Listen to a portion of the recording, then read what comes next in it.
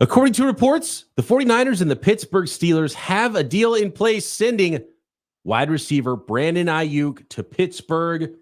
Some conflicting reports, though, now as well. What could this trade possibly look like? What does it mean for the Steelers and the 49ers? All that and more coming up on today's Locked On 49ers.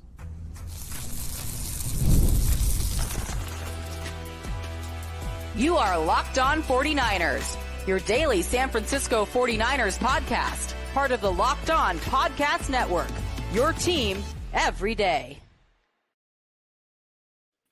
Welcome to Locked On 49ers. Brian Peacock and Eric Crocker at BD Peacock at Crocky209. Thanks, everybody, for making us your first listen on the Locked On Podcast Network, your team every day. We love and appreciate all of our everydayers, especially those jumping in with us on a live show we didn't expect to do here today with a little bit of breaking news about the San Francisco 49ers, a potential Brandon Aiyuk trade. And make sure while you're here, you subscribe on YouTube or wherever you are listening to this podcast. Today's episode of Locked On 49ers brought to you by FanDuel. Make every moment more as playoffs wind down and the sports stop sporting like we want them to. This summer, FanDuel is hooking up all customers with a boost or a bonus daily. That's right. There's something for everyone every day, all summer long. Visit FanDuel.com to get started. All right, Croc. So we've got reports now that this is a done deal, that Brandon Aiyuk is being traded to the Pittsburgh Steelers from the San Francisco 49ers. And I say reports, and the first comment in this live episode from Option Zero says, we got to stop saying quote unquote reports like they're all equal. And I agree to that. What's interesting though, is the first report that it was done has come from Cam Marino, who writes for NFL Draft Blitz. And I was a little bit surprised to see Cam Marino dropped in a Matt Mayoko article. So Matt Mayoko was referencing a report by Cam Marino. So Mayoko trusts this as a reputable source. And I was kind of surprised by that. I was like, NFL Draft Blitz.com. That's weird. And Matt Mayoko doesn't drop links and drop sources like all willy-nilly. He's a professional journalist. So he's going to vet the people that he's listening to reports from. And a lot of times the reporters don't, talk about reports that come from places like Pretty Ricky on Twitter, who's been one of my favorite newsbreakers very recently that I've just learned about in the last week or two. And then you asked me about him and I'm like, huh, who? What? I've seen him now. Like as of late, I see him on my timeline. Apparently his track record is good and he says it's a done deal. And he's been talking about this for a little while. And he's like, I'm going to retire. I'm going to go out on top. Brandon Aiyuk to the Steelers is the last one, and I'm dying on this hill, my back against the wall, but this is really happening. And people say that he's legit, and he's been right on a lot of stuff. And so, there's a lot of people that don't break news that might have information that's happened before. I remember, do you remember the guy? You weren't doing the podcast with me back then. What were you talking about, the Buckner trade? Buckner trade. There was a guy that was like, hey, he hit me up on Twitter. And like the tweet got zero action, zero response. I didn't respond to it. It was like, hey, Buckner's dating my sister and he's going to get traded to the Colts.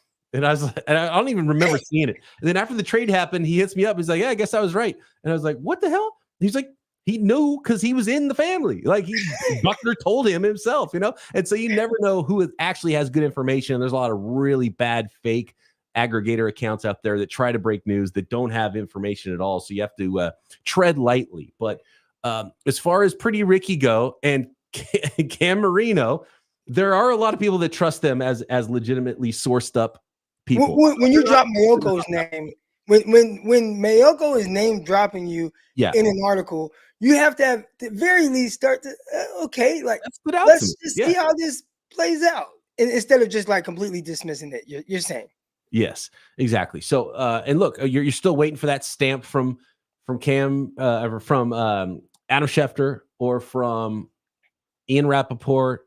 And by the way, speaking of Ian Rappaport and Tom Pelissero on NFL Network, this being relayed from our guy, Jason Aponte, said that Rappaport and Pelissero just stated on NFL Network that no trade is in place for Brandon Aiyuk. So there you go. So that's where we're at right now. Is the deal being worked on? Is there leaks coming from one side or the other to try to get something to be done? And I want to start there, Croc, actually, and ask you this, because with the Mayoko report and the stuff about, the Cleveland Browns and the Patriots being involved all of a sudden, Do you, in the whole thing about it being the ball's in their court, and then Adam Schefter said something very similar, the ball's in Aiyuk's court. Is that coming? Does that sound like something that's coming from the team that's trying to either drum up more trade interest, a better offer, or trying to drum up a best and final offer from Brandon Aiyuk to come do something? Like, it feels like the fact that everybody's saying there's something done and nothing's done. It feels like the reports are coming from either the agent side or the team side or both to try to get the other side to do something as far as a deal with the 49ers. That's the way I read this right now. Does that sound plausible to you? It sounds to me like the 49ers have stamped where they are. And maybe people working off of that feel like, okay, well, the only other option is a trade. And now you're having people kind of draw conclusions to teams that may be interested. I have seen reports that the New England Patriots, they offered like pick 34 during the draft. 49ers turned it down, or Brandon Aiyuk turned it down during that time. Someone that you talk about trusted, reputable sources. Man, I got Benjamin Albright.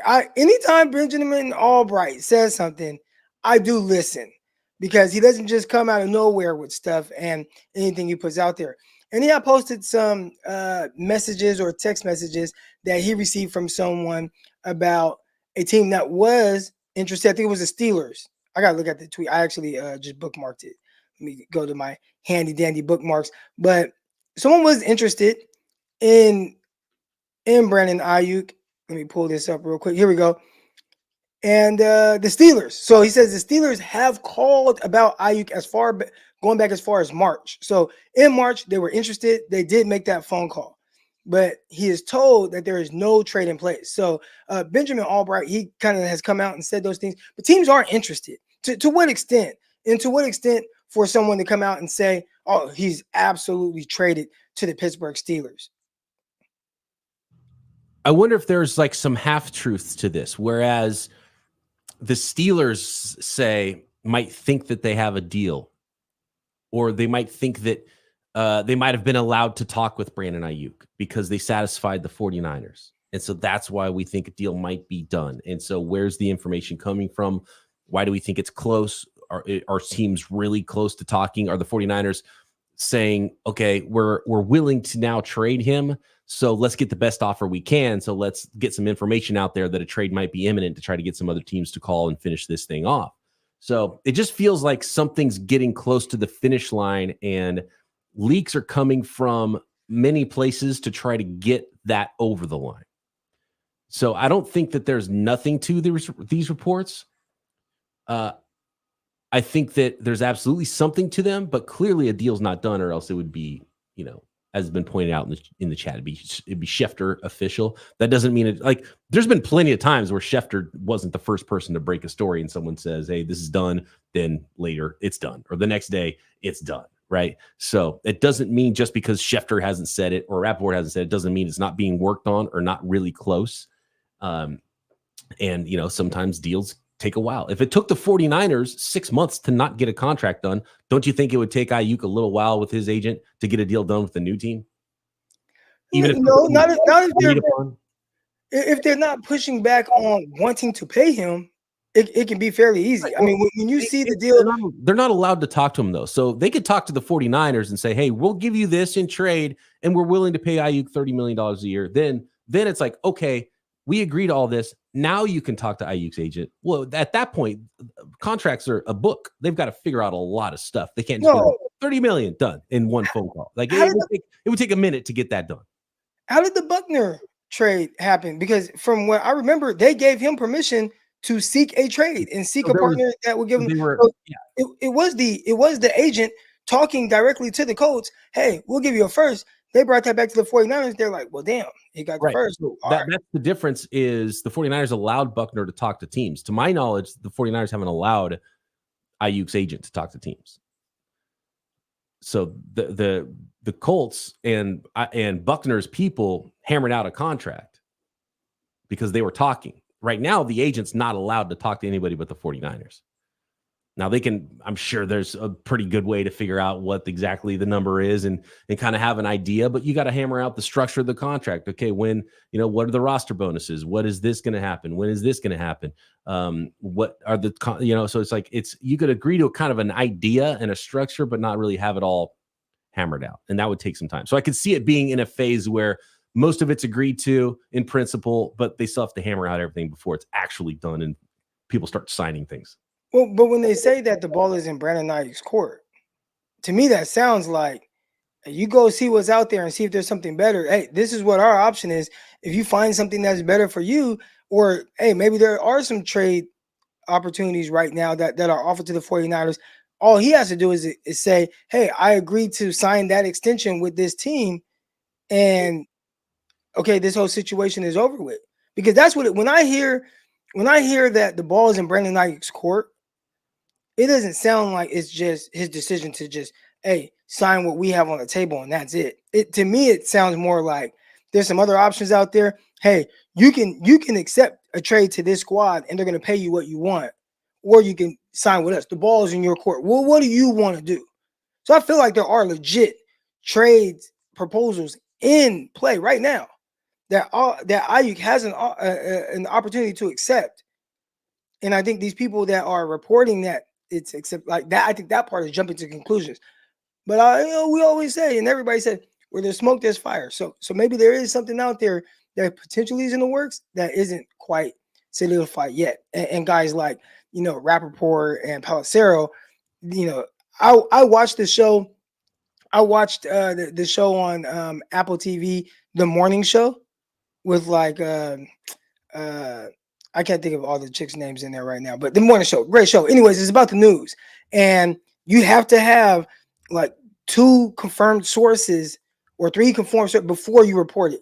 And maybe right now, maybe they have 1. Maybe Pelissero has 1. Like, okay, this person says this, but you can't get the other ones confirmed, so you can't report it as if it's a done deal. More on this report gate, whose reports matters, whose don't. And we'll talk about the Steelers specifically. And we've already talked a little bit about the Browns and the Patriots, what could be coming back if a deal is struck with the Pittsburgh Steelers and Brandon Aiyuk is on his way out of San Francisco. Next.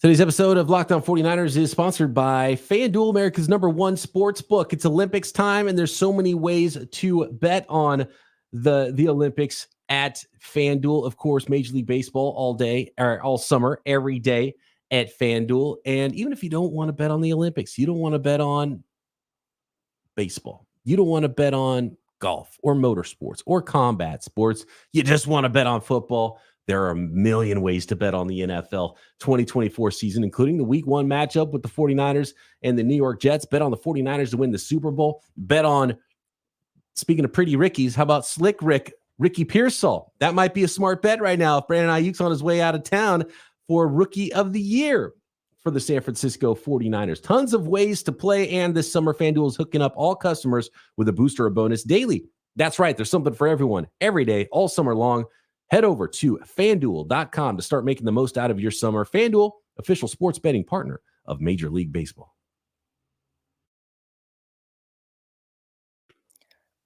All right, so Peacock, we have William Davis in the chat right now, and William says, Brandon Aiyuk doesn't have the power to accept anything. The 49ers will send him to a team with the best trade package, if at all. There's no leverage whatsoever for Brandon Aiyuk. He's not choosing anything. Now, here's how this part works. Well, he doesn't have power in the sense of, and when we talk about leverage, he has no leverage to demand more money from the 49ers, right? And he has no leverage to force the 49ers to trade him. Like, he doesn't have leverage there. So the 49ers don't want to trade him. They don't have to trade him. He had to play on his 5th-year option. And if he doesn't play at all, he doesn't accrue this year, and he basically has to redo it again. I believe that's how it works. Where he does hold some kind of leverage as far as a potential destination is they can't trade him to somewhere where he hasn't agreed to the extension. Well, the team won't trade for him. Like, it's not like, let's say I just think of it, the Houston Texans. Won't happen because they just got Diggs, but let's say the Houston Texans were like, all right, we'll trade for Brandon Aiyuk, but we want to offer him $26 million. Well, Aiyuk would tell him, well, I won't sign that. So then they're like, all right, well, we won't trade it for you because nobody's going to, well, typically nobody. I think the New York Jets traded for a defensive end who wanted a new contract. Then they haven't given him a new contract, and now he's sitting out. The guy that came from the Philadelphia Eagles. But you just wouldn't do that. A team wouldn't do that. So if there is any leverage that Brandon Aiyuk holds, it's really just the destination, and only because he has to agree with an extension before the trade is in place. That's why the report yesterday from Aiyuk felt like the 49ers saying, all right, let's get a beat writer here locally and say, look, okay, we're willing to listen to offers now. Guess what, Aiyuk? Now, if you don't want this money, you can go to play in Cleveland or go play in New England. And I think it was a way of maybe the 49ers trying to get a little bit of leverage to try to get this thing over the finish line. And that's really what this whole thing feels like. And so like Aiyuk kind of, and no fault of his own, he wants the money he wants, but he wants it from the 49ers, right? That's the way it feels like. And so it's like, if you want if the 49ers aren't going to budge and you don't want that money, then the only way to do it is to get it from another team. And then if you don't like the destination, well, now where you at, Brandon Aiyuk? You're kind of stuck. And so that might be part of this as well. Like maybe there's a deal in place and now it's just Brandon Aiyuk has to agree to the thing. And maybe he doesn't want to. He's probably hoping the 49ers come back with a little bit more money. And so there might be a lot of those conversations happening right now. And so I don't know what's right. I don't know what's wrong. It feels like there's certainly information passing through different sources. Matt Mayoko is not just going to report something all willy-nilly. You talk about the two sources, that's journalism 101. You got to have two sources. And so we'll see. This day and age, there's a lot of people that, in the age of needing to get something out first, maybe you don't wait for that second source. But it feels like something's up with the 49ers and Brandon Aiyuk trying to get something done, whether it be a trade, whether it be a contract in San Francisco. Clearly nothing is done, or else Brandon Aiyuk would be on a plane to Pittsburgh or Cleveland or, Boston or wherever. So he's not. So it's not done, but potentially the report could be accurate that the 49ers have a deal in place with Pittsburgh if Aiyuk wants to take it. And so maybe that's the whole thing we're waiting on. Maybe Aiyuk's like, I need to take 48 hours to decide if I want to go to Pittsburgh or if I want to take the deal the 49ers are offering. And maybe that'll happen as early as Monday night, which Pretty Ricky said is going to happen Monday night. So we'll find out if he's right when we wake up on Tuesday morning. Let's say, hypothetically speaking, a deal is in place right now with the Pittsburgh Steelers, and hypothetically speaking, it is accepted. A lot of people want to know what should the return on that be? You trading Brandon Aiyuk to Pittsburgh Steelers. What should that look like? Or, they're throwing out offensive linemen. I have my thoughts on it. And if I'm Pittsburgh Steelers, a team that's kind of rebuilding their offensive line, why the hell would I trade an offensive lineman to you? Aiyuk wants out. So you can't come to an agreement with him. You want to trade him, but I'm not giving you one of my starting offensive linemen, especially with this rebuilding it, because their offensive lineman hasn't been that great. They might be listening to my Peacock and Williamson co-host, Matt Williamson, who covers the Steelers in the Pittsburgh area. And we talked about this a little bit earlier on Monday on the Peacock and Williamson show. And he said, okay, he said right now, this was his stance before the draft. He's like, the Steelers need too many things. They can draft a day two. It's a strong wide receiver class. You can draft a day two receiver, which they did in Roman Wilson out of Michigan. And then they got Troy Fautanu in the first round and offensive tackles. Like they had these needs and they couldn't give up their first round pick. And he didn't see him doing it. And apparently the Steelers didn't do it. But he's like, now that I think about it, a 2025 first round pick, I think I would do that deal if I was the Steelers now. And then he said, but what about this? What about Daniels, James Daniels? Blanking on his first name now. James Daniels, right? Offensive lineman out of Colorado. He got a pretty decent free agent contract a couple years ago from Pittsburgh. James Daniels, right? Yeah, guard, center type. He said, what about James Daniels in a second rounder? And my response to that was, because apparently the Steelers have an extra interior offensive lineman now, since they've drafted back-to-back first rounders and they got some guys. And so they've got they've got 6 starting caliber offensive linemen, is the way he put it. So what if we traded one of those guys to the 49ers along with the second rounder? And I said, well, look, I think Aiyuk's going to be worth a second rounder next offseason. So I would rather just play with Aiyuk this year and play hardball with him, make him show up on his 5th-year option, and tag and trade him next offseason. And so that's kind of my response to a lot of these trades where a player would be coming back. I'd rather just have Aiyuk for another year and then trade him next offseason, because you're not going to get as much in draft picks back. And if those draft picks are in the future anyways, then it doesn't matter. But if you're getting a pretty good first round pick, then I could see maybe something starting to happen now. And the 49ers might say that that's worth it. So I think people talking about offensive linemen, I think it might come from Matt Williamson, or just knowing that. And a lot of the, if you ask a Steelers fan, they're going to give you some lowball thing. They're like, oh, we'll give him a third, right? Yes, 49ers fan, they're like, we want 2 firsts. So it's going to be neither of those things, but I think it's going to be considerable. The 49ers were turning down high second round picks. It would be shocking to me if they're turning away pick 34 in the draft and then turn around and sell Aiyuk off for less 3 months later. I don't think he's going anywhere for less than a first. But if it's the Patriots, their first rounder could be super high. So I'd be shocked if they offer a first round pick. So is there some way of getting first round value for the 49ers, second rounder and a player? I still don't love that. I would just rather have the first round pick and not get the player back, depending on who that player is, unless the player is like someone who's really going to make a difference for the 49ers. My thing is, if it's an offensive lineman or player that you're willing to trade for Brandon Aiyuk, I don't want that player. Right. Just because like the 49ers don't want to trade Brandon Aiyuk. So it's got to be somebody that you don't want to trade. And if you don't want to trade, then that might be worth trading for him. But if it's a player like, we'll throw this guy in the deal for you, I don't want him. I want the guy you don't want to trade. like I saw somebody mention Highsmith. Give me Highsmith. You don't want to trade him. Right. That's what I was saying, like Matt Judon with the Patriots. The Patriots, a second rounder and Matt Judon, because that second rounder could be high again, could be 34 again, plus a stud pass rusher. You might be talking about something there. Next, Croc, I want to talk about some players that won't be coming back to the San Francisco 49ers. And they're some of the most popular names I see when it comes to the Pittsburgh Steelers. We'll get into that next.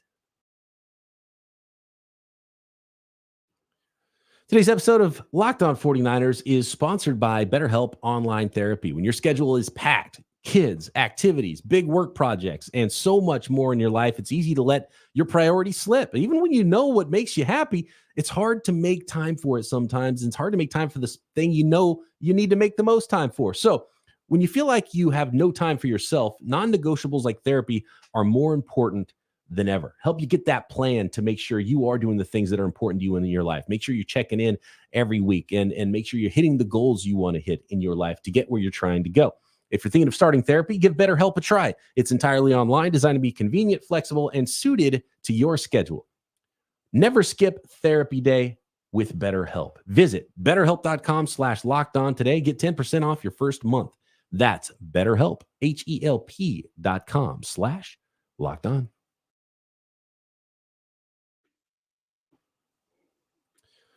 So, Croc, the most popular names I see from fans out there, and I asked the folks on Twitter earlier today, okay, let's say this is a real deal. What is your guess that the 49ers are going to get back from the Pittsburgh Steelers in the trade? And I see names like Troy Fautanu, and I see George Pickens, and I see, a lot of people in the last 2 draft classes. And it's like, those are the least likely names that are coming back. Troy Fautanu. If Fautanu was the guy, then they would have done this before the draft, and the 49ers would have drafted Fautanu, and there's those rookies have just signed new contracts. So now you have dead money with a rookie contract. Those deals would have been done before the draft. So nobody from the rookie class is coming over unless it's like a late round pick or an undrafted guy or something, maybe some sweeteners in a deal. Joey Porter Jr., second rounder from last year's class, not part of it. Keanu Benton, that's a great name, actually. I think he had a really solid rookie season. Big body defensive tackle would be a nice fit for the 49ers. I don't see Keanu Benton being part of a trade either. The later it gets in the draft, the easier it is contractually to, not have a lot of dead money and be able to trade a guy, but don't expect a player from the last 2 drafts. It wouldn't be impossible, but extremely unlikely. And it's not going to be Fautanu and George Pickens because they're trading for more wide receivers, not fewer. If a wide receiver comes back, it's going to be someone like Van Jefferson or Calvin Austin, shadow 49er, by the way. that might be coming back the other way just as a throw-in piece. But I kind of expect if a player comes back, it is going to be a throw-in, Croc. So my guess is it's going to be a first-round pick and like Calvin Austin, who helps you out as a punt returner. Something maybe Van Jefferson, they want a veteran player that can come in and make sure that they're covered at the position. Something like that, plus a first-rounder. I don't think it's going to be some big-name player that's the big part of the deal and then a lesser pick. I think it's going to be a first-rounder plus a role player pick. A role player. That's my guess. The tough thing with the 49ers is unless there's an injury that happens in camp to a significant starter, it's hard to look at the roster and say, okay, you got to trade Brandon Aiyuk, but you need this guy in return. Even at receiver, because you take Aiyuk away.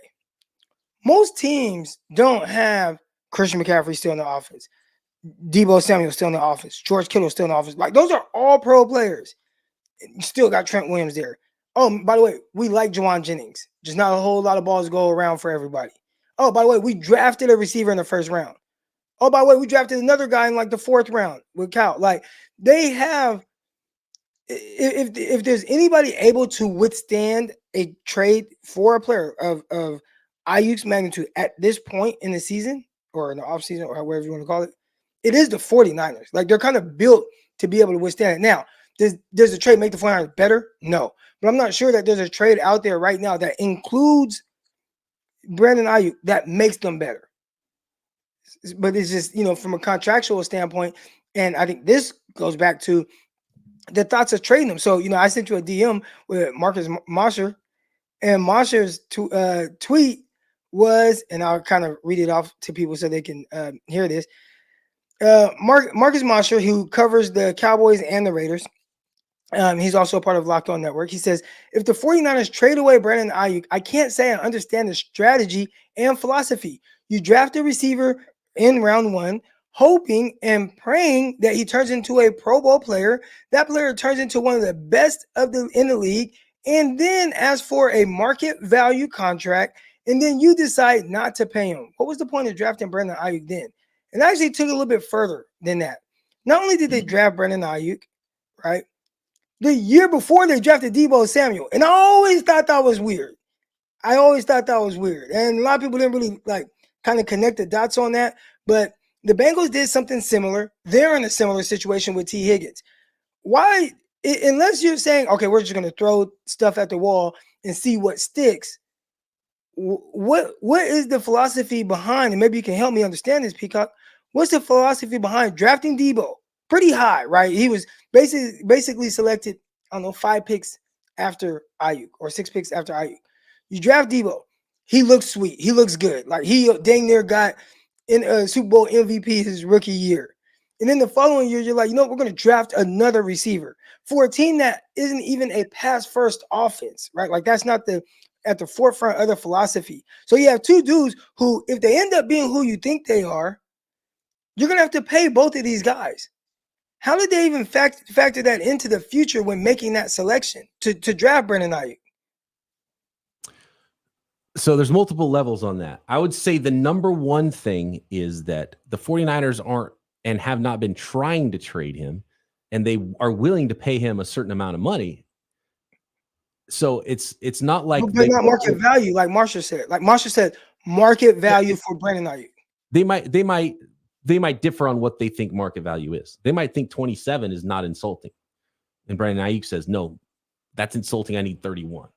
That. So it's hard to say that they don't think they're willing to offer market value. Here's the other part of it. Market value in 2020 when they drafted Brandon Aiyuk is much different now at wide receiver. They probably thought, oh, we're going to pay Deebo $15 million, we're going to pay Aiyuk $17 million. And it's like, nope, add $15 million to those totals. You know what I mean? So it's hard to team build 4 years in advance. And so clearly they want Brandon Aiyuk around. And if he's willing to take $26 million a year, they would have him. So it's not like they don't want him at all. And they're like, we would rather have picks than Brandon Aiyuk. So that's, I think, a huge part of it is just the market is at a place where the 49ers have to pay a lot of guys. And it's not the San Francisco Aiyuks, it's the San Francisco 49ers. They got to field a 53-man roster, and they've got other stars to pay. Their left tackle is currently holding out for more money as well. They got to pay a quarterback next. They're paying another wide receiver already. So there's some financial realities to it for the 49ers and Aiyuk. But I do agree with you that And here's the other thing.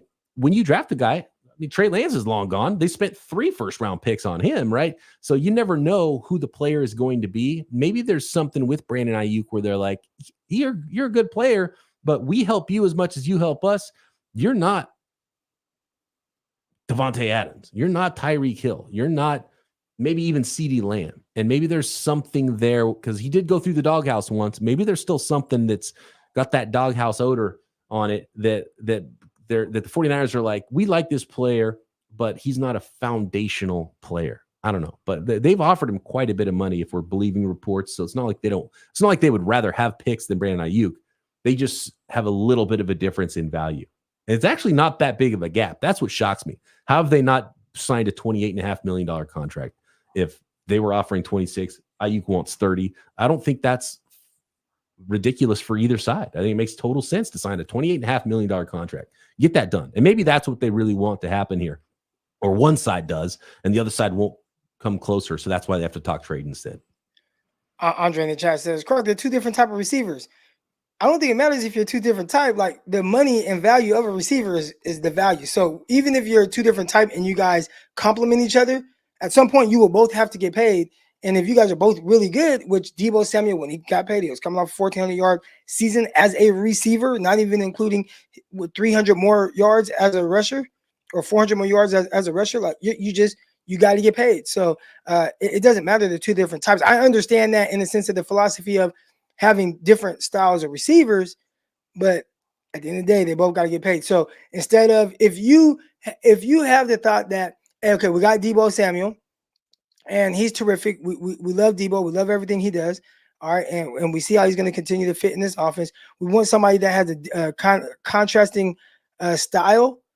You're probably more inclined to draft that player in the 3rd round or 4th round that does something different as opposed to the 1st round, where when you're drafting 1st round talent, trading up in the 1st round. Trade it up when you're drafting 1st round talent, and he does everything you want him to do and needs you to do, and probably could do more. Like he said, like, dude, man, I feel like there's still some untapped. Like that's him just saying, if they threw the ball to me 160 times, y'all would be talking about a number that's even higher than what he's currently requesting. If it is indeed 30 million. The 49ers liked Aiyuk so much, they thought he was enough better that they didn't want to sit back at pick 31. They traded up to 25 to get Aiyuk because they didn't want to sit back at 31 and draft T. Higgins or Michael Pittman, which turned out to be really good players too. And that's how much more they like Aiyuk than those guys. They went up to get him specifically. So yeah, no, it's a valid question. It's like this guy became the thing that you hoped he would be when you drafted him and you developed him. How can you not get a deal done? It's a valid question. Well, we know why. I mean, I've talked about it a lot. They don't, and this is the biggest issue out of everything. This is why we're here right now.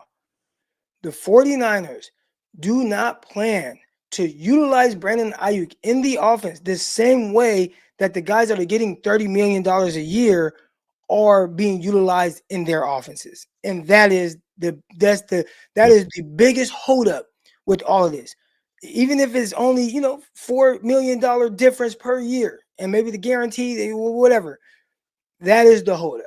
I'm assuming that's the holdup. Because that's what made, even when all this was kind of starting, that was the first thing that popped in my head.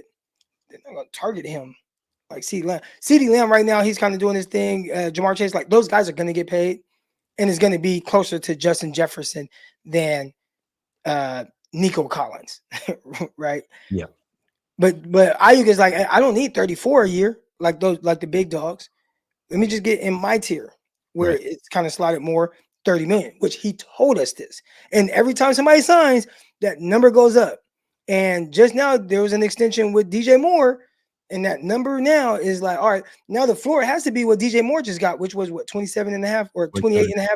27.5, yeah, for DJ Moore. Like that's got to be the floor. Strawberry in the chat says, I would pay Aiyuk and move off Deebo next year. He's younger and entering his prime. And I think that's what the plan was, because I think Aiyuk could start to creep toward the usage and the volume of some of those other receivers, because I think that's the plan. Ayuk's younger. He's a better route runner. He's such a great fit with Brock Purdy. He's the plan going forward in a post-Deebo, post-McCaffrey, post-Kittle world, he's the true number one. And now he's getting more targets. And then the utilization would be more like some of those other top receivers around the league. It's just not in the plans immediately this year. It could be even more so in 2025, but especially like 2026. He could be the focal point of the offense potentially. And he's got the talent to do that. And I think that was originally the plan. Maybe the 49ers can figure out a way to make it so he does get a backloaded contract where it looks like it's closer to $30 million.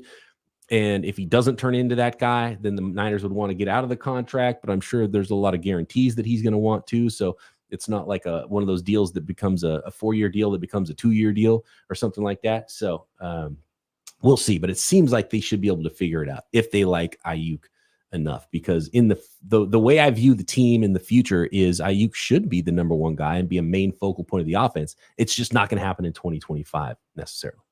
And you're saying when there is potentially no Debo, potentially no Christian McCaffrey, potentially no George Kittle, right? You're going to need to lean on a guy for a couple of years. Why not be Brandon Aiyuk, a guy who's been in your offense for so long? Right, exactly.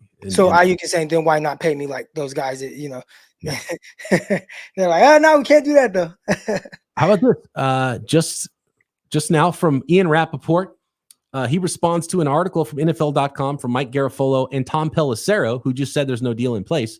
They did drop an article just now. The headline is, Brandon Aiyuk more likely to be traded than sign extension with 49ers, but no trade in place. That is an article from Mike Garafolo and Tom Pelissero, which Ian Rappaport just linked to and had a raised eyebrow emoji to it. So even Rappaport and Pelissero aren't really saying that nothing is going to happen. They're just saying that nothing is done yet. No deal in place, according to those guys. But now they're admitting that, yeah, maybe actually a trade might be incoming. Hey, that I feel like that title is more clickbaity than ours. Our title. Ours isn't a report. We're just saying there was a report. There's nothing clickbaity about that. We're just. I think it's who is the report from? Like that's what they're. I think that's where they're like, okay, it's clickbaity. I mean, come on. No respect for Pretty Ricky and Cam Marino. Come on, guys. Where are we at here? But I mean, so now we've got Pelissero, Garafolo, we've got the NFL Network, we've got Matt Mayoko all saying that a trade is more likely than Brandon Aiyuk signing a contract with the 49ers. So why are they saying that? Well, probably because there's conversations. And it sounds like something might be pretty close with the team. What team is it? What's the trade? I don't know. If it happens, Croc and I will have that covered for you as we do everything going on with your San Francisco 49ers every day here on Locked On 49ers. Make sure you are subscribed on YouTube or everywhere you listen to this podcast. And for your second listen, go check out, get ready for your fantasy football drafts. Check out Locked On Fantasy Football. Or my guy, Marcus Mosher, that we just referenced, he does Locked On Dynasty as well right here on the Locked On Podcast Network. Get ready for your fantasy football drafts this season. Part of the Locked On Podcast Network, your team every day. Croc and I back next time. Maybe with the Brandon Aiyuk trade right here. Locked On 49ers. Subscribe to this video.